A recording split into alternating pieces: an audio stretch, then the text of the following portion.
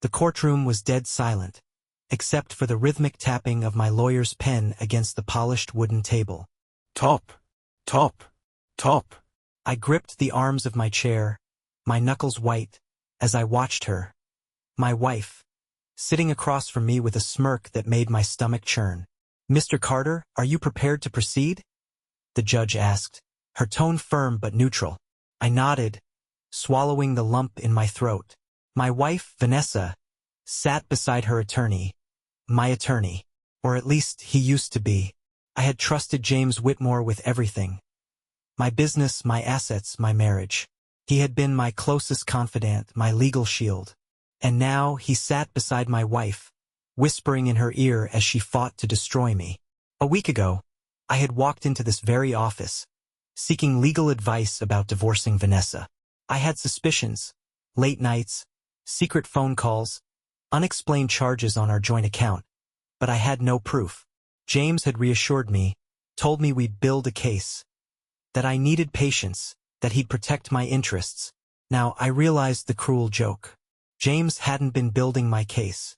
He had been dismantling it. I want it all. Vanessa finally spoke, her voice dripping with faux sadness. The house, the savings, the investments. I sacrificed too much to walk away with nothing. James leaned in, pretending to adjust his tie, but I caught it, the small flicker of a smile. Betrayal. The judge glanced at me. "Mr. Carter, do you have any objections?" Objections? To what? To my wife gutting me like a fish? To my lawyer-turned-lover handing her the knife? I opened my mouth, but the words died before they reached my tongue. I had no proof. No texts. No recordings. No photos. Only my gut screaming that I had been played for a fool. So I did the only thing I could. I clenched my jaw and said, "Not yet, because this wasn't over. Not by a long shot." I walked out of that courtroom a broken man, or at least that's what they thought. Vanessa, with her perfectly calculated tears, played the victim as James guided her out like the dutiful protector he had become. I watched them go, my fists clenched so tight my nails dug into my palms. James Whitmore, my lawyer, my so-called friend, the man who had spent the past year learning every detail of my life, my finances, my weaknesses. And all that time, he had been screwing my wife behind my back. The betrayal burned, but it did something else too. It sharpened me. I needed proof, and I needed it fast. I spent the rest of the day assembling the pieces of the puzzle I had ignored for too long. The random weekends Vanessa spent at yoga retreats. The expensive gifts charged to our joint account. Luxury watches, custom suits, all things I knew I hadn't bought. The way James had subtly steered my divorce preparations, convincing me to delay investigating Vanessa while he and my wife laid the groundwork to gut me in court. I pulled out my phone and scrolled through my contacts, landing on the one person I knew could help me now. Logan Reese, private investigator. Logan picked up after 2 rings. "Carter, haven't heard from you in a while. That usually means trouble." I exhaled sharply. "You have no idea." I told him everything. How I had suspected Vanessa was cheating, how I went to James for legal guidance, how my own lawyer turned out to be the man in my wife's bed. Logan let out a low whistle. "Damn, that's cold." "I need proof, Logan. I need everything. Pictures, videos, recorded conversations, whatever it takes." There was a pause, then the sound of papers rustling on his end. "Lucky for you, I already have a head start. I've been tracking Whitmore for a different client. Turns out, you're not the only husband he's screwed over, literally and figuratively." My blood ran cold. "What do you mean?" Logan sighed. "James has a pattern. He represents wealthy men in their divorces, earns their trust, and then seduces their wives. It's a game to him. Your wife is just the latest prize." I gritted my teeth. "Can you get me proof?" "I already have some. But if you want the good stuff, the kind that'll blow up their whole plan, I need a little time." I checked my watch. Time was the one thing I didn't have. The next court hearing was in a week. "Then move fast," I said, "because I don't just want proof. I want to bury them." That night, I played the role of the defeated husband. I went home to the penthouse Vanessa was trying to take from me. I sat in the kitchen, nursing a whiskey, pretending like the walls weren't closing in.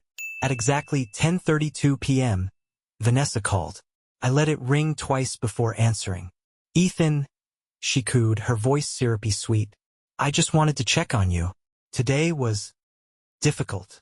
I almost laughed. Difficult? For her? Instead, I played along. "Yeah," I sighed. "It was a lot." There was a pause. I knew she was trying to gauge how broken I was, how easily she and James could push me into giving up. "I just want you to know," she said. "This isn't easy for me either, but it's for the best." I wanted to tell her I knew everything, that I had seen through her act, through the years of manipulation, the gaslighting, the subtle ways she had turned our marriage into her personal financial strategy. Instead, I whispered, "I miss you." Another pause. She wasn't expecting that. "I miss you too," she finally said. A lie, but a necessary one. I let silence stretch between us, then added, Maybe we don't have to fight like this. Maybe we can meet, talk. Just us." I could hear the hesitation in her breath. James had coached her on this. Never give me an opening to negotiate without him present. But Vanessa had a weakness. Her own ego. "I don't know, Ethan," she hedged. "James thinks." "Forget James," I said, letting just enough emotion crack my voice. "Just one dinner. No lawyers. No court talk. Just us."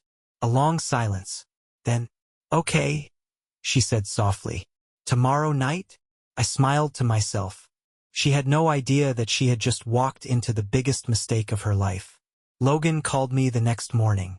"I got what you need," he said. "And trust me, Carter. You're gonna want to see this in person." I arrived at Logan's office an hour later. He had his laptop open, a series of surveillance photos spread out on the desk. The first few were what I expected. Vanessa and James, cozying up in dark corners of high-end restaurants, slipping into luxury hotels, disappearing behind closed doors.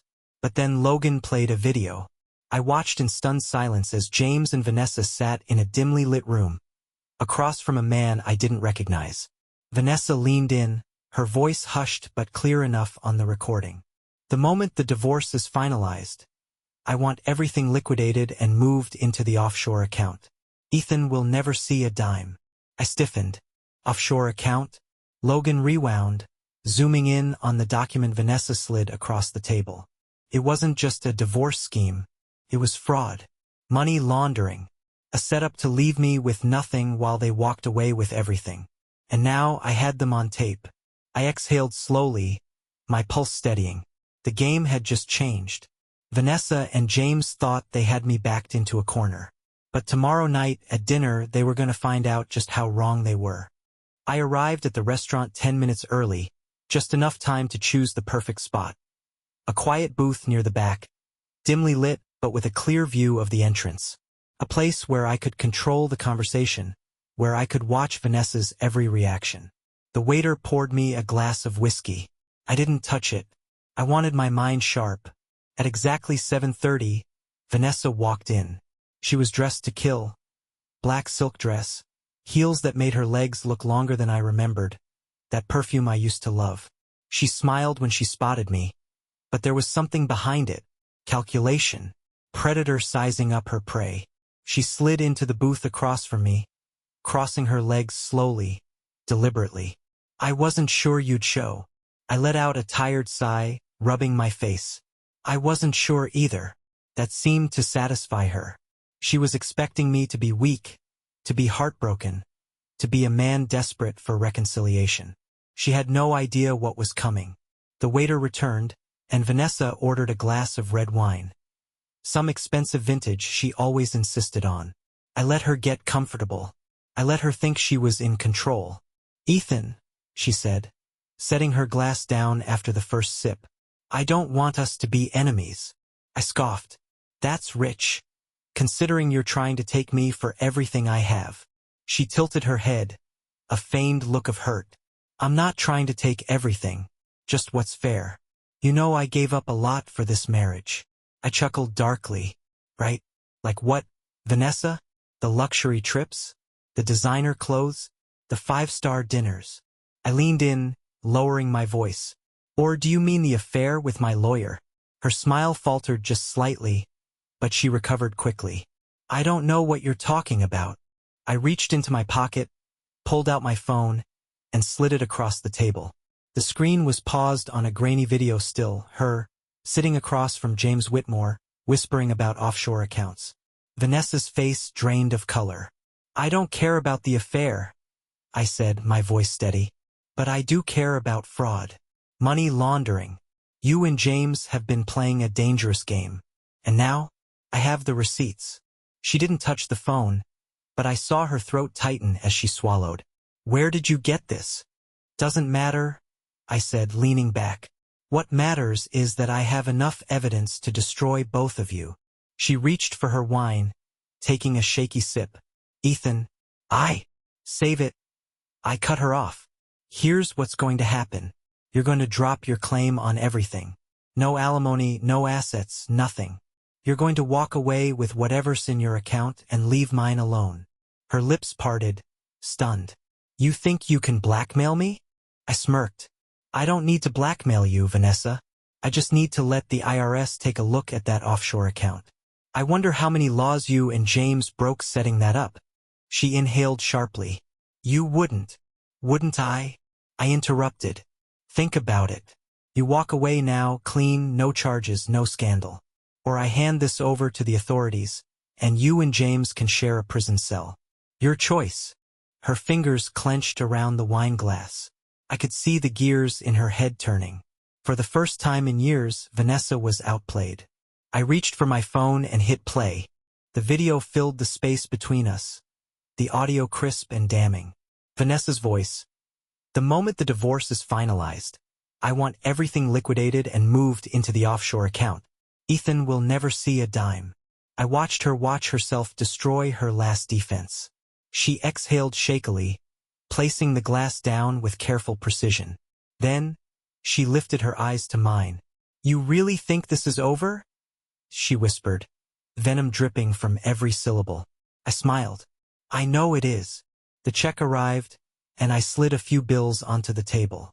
Dinner's on me, I said, standing up. Consider it my parting gift. I walked out of the restaurant, leaving Vanessa staring after me, her world crashing down around her. But I wasn't stupid. Vanessa was ruthless, and if I knew her like I thought I did, she wasn't done fighting. She was going to come back at me harder. But this time I'd be ready. I barely had time to enjoy my victory. The next morning, I was woken up by the sound of my phone vibrating aggressively on my nightstand. I groggily reached for it, squinting at the screen. Logan Reese, 6 missed calls. That wasn't good. I sat up, rubbing my eyes, and dialed him back. He answered before the first ring finished. You need to get down to your office. Now. Something in his voice made my stomach tighten. What's going on? She flipped the script, Ethan. Logan exhaled sharply. She just filed a restraining order against you. I felt my pulse hammer against my skull. What? Claimed you threatened her at dinner. Says she fears for her life. Logan's voice was tight with restrained anger. She's not just playing defense. She's coming for blood. I threw back the covers and swung my legs out of bed, my brain already moving 100 miles an hour. Vanessa had always been manipulative, but this was next level. I grabbed my keys and bolted out the door. By the time I reached my office, my assistant Olivia was already waiting for me, a nervous expression on her face. Mr. Carter, she said hesitantly, there's someone here to see you. I followed her gaze and spotted a tall man in a navy blue suit standing near the window, flipping through a file. His presence screamed authority. Mr. Carter? He said, turning toward me. I'm Detective Rains. Would you mind stepping into your office? We need to have a conversation. My jaw tightened. Let me guess. Vanessa sent you? She filed a report, he said neutrally. Claimed you made violent threats against her last night. Mind telling me your side of the story? I walked past him and sat down behind my desk, forcing myself to exhale slowly. I couldn't afford to lose my temper. That's what Vanessa wanted. This is retaliation, I said, leaning back. I caught my wife having an affair with my own attorney. When I threatened to expose them, she decided to beat me to the punch. Rains studied me, his eyes unreadable. She has sworn statements. Says you told her you'd bury her. That she felt unsafe. I let out a sharp laugh. And I'm assuming she conveniently left out the part where she's laundering money with my lawyer? That got his attention. His expression didn't change, but I could tell I just planted a seed of doubt. I have evidence, I continued. Bank statements, offshore transfers, recordings. If she's trying to make me look like the villain, she picked the wrong damn target. Rains exhaled and closed his file. Listen, Carter. I don't know what the hell is going on between you two, but right now, she's winning the narrative. You need to tread carefully. These kinds of cases, they can ruin a man if you don't handle them right. His warning hung heavy in the air. I knew he was right. If Vanessa could frame me as an abuser, I was finished. Forget my business. My entire life would go up in flames. But she had made one crucial mistake. She underestimated me. After Rains left, I called Logan. I need every piece of dirt you have on Vanessa. Every shady financial move. Every phone call. Every meeting she's had with James. Logan didn't hesitate. Already ahead of you. I rubbed my temples. She's setting me up, Logan. If I don't flip this thing back on her, I'm done. There was a pause. Then Logan's voice turned grim. She didn't just file a restraining order, Ethan. I stiffened. What else? She's trying to freeze your assets. My grip on the phone tightened. She and James filed an emergency motion this morning, Logan continued, claiming you're financially reckless and might try to hide funds before the divorce is finalized. If the judge signs off, they'll lock up everything. Cold fury settled in my chest. So that was their game. They wanted me powerless, penniless. They wanted to make sure that by the time I tried to fight back, I wouldn't even have the resources to do it. I stood up, pacing. When's the hearing? Tomorrow morning. I closed my eyes, forcing myself to breathe. I had less than 24 hours to stop Vanessa from cutting my legs out from under me. Logan, I said quietly, I need you to do something for me. Name it. I turned to my computer, pulling up an old file, the one I never thought I'd have to use. I need you to dig into James Whitmore. Logan hesitated. We already know he's dirty. No, I said, my voice colder than I'd ever heard it. I need everything. The kind of dirt that ends careers. Logan exhaled. All right, but what's your move? I stared at the screen, my mind whirling. Vanessa thought she had me in checkmate. She didn't realize I still had one move left. Tomorrow morning, when we walked into that courtroom, she was going to regret ever crossing me. The courtroom was packed. Lawyers whispering, clerks shuffling papers, the judge reviewing documents with an expression of practiced neutrality. But the real show, that was about to start. I sat at the defendant's table, my hands clasped, my expression unreadable.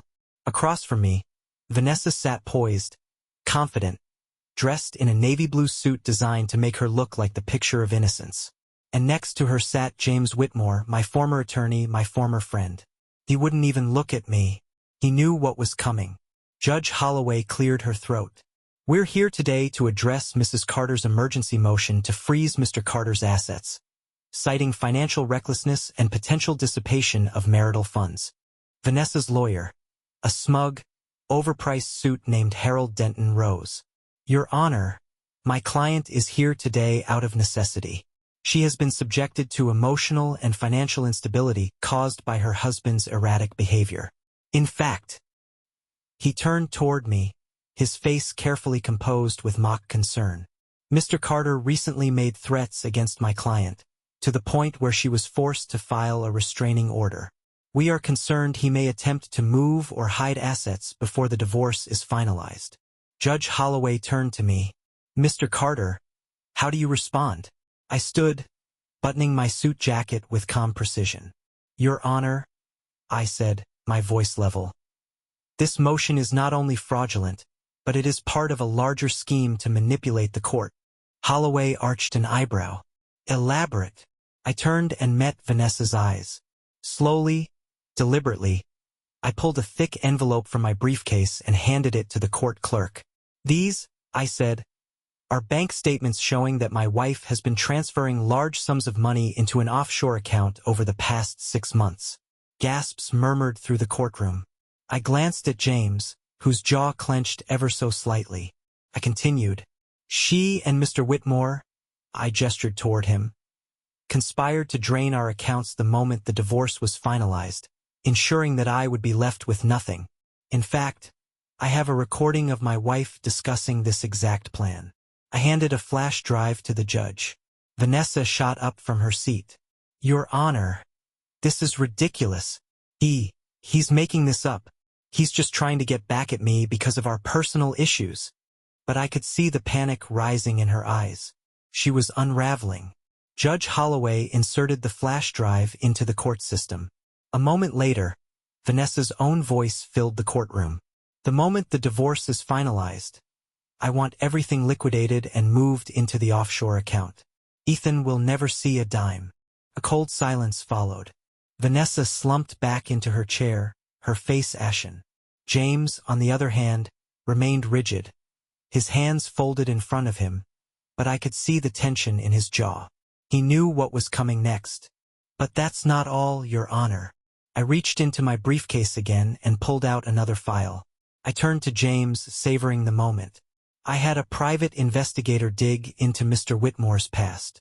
Turns out, I'm not the first husband he's done this to. James twitched. He's been running the same con for years, representing wealthy men, seducing their wives, and then bleeding them dry through the legal system. That's slander. James snapped. I smirked. You're right.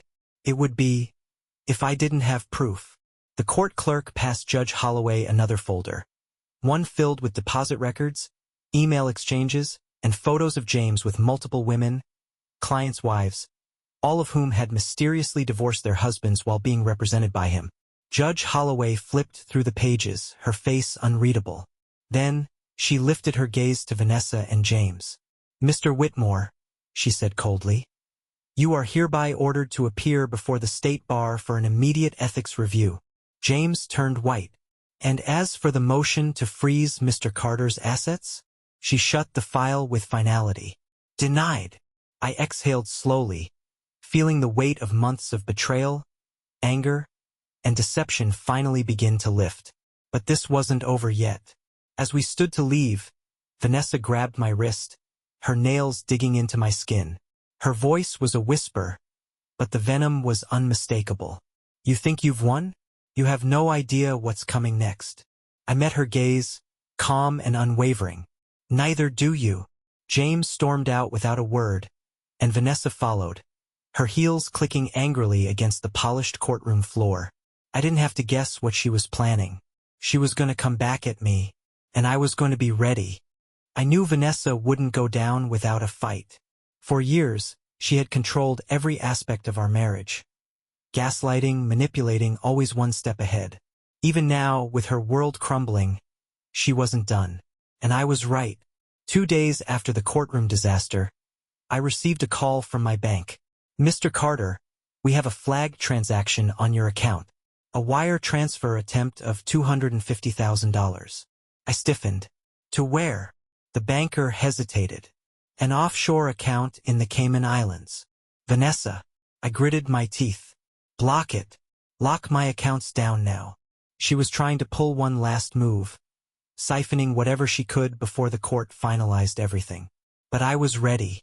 While I'd been exposing her in court, Logan had been busy tracking her every financial move. And what he found, it was enough to ruin her forever. I arranged to meet Vanessa at a quiet restaurant, neutral ground. She was already there when I arrived, sipping a glass of wine, her nails tapping against the table. She looked calm, but I could see the tension in her posture. I sat down. You tried to rob me. She didn't flinch. You took everything from me, Ethan. You left me with nothing. I let out a sharp laugh. You did that to yourself. Her eyes narrowed. You think this is over? You think you've won? She leaned in, her voice a whisper of venom. I will bury you. I will drag you through hell. And when I'm done, you will wish you had never crossed me. I smiled. And then, slowly, deliberately, I slid a folder across the table. Go ahead and open it. She hesitated but picked it up, flipping through the pages. The color drained from her face. Bank records, emails, fraudulent signatures, proof that she had been funneling money into offshore accounts long before the divorce. I sent a copy to the IRS this morning, I said calmly, and another to the state attorney's office. Vanessa swallowed, her fingers trembling as she clutched the folder. You wanted to destroy me? I leaned in, my voice dropping to a deadly whisper. Congratulations. You destroyed yourself. She sucked in a shaky breath, her eyes darting around the restaurant like she was looking for an escape. But there wasn't one. I stood, adjusting my suit jacket. This is the last time we'll ever speak, I told her. Enjoy what little time you have left before the feds come knocking. I turned to leave. Vanessa's voice cracked behind me. Ethan. I paused but didn't turn around. For the first time, there was no anger in her tone. No malice. Just fear. I walked out without another word. 2 months later, Vanessa was indicted for financial fraud and tax evasion. James Whitmore? Disbarred.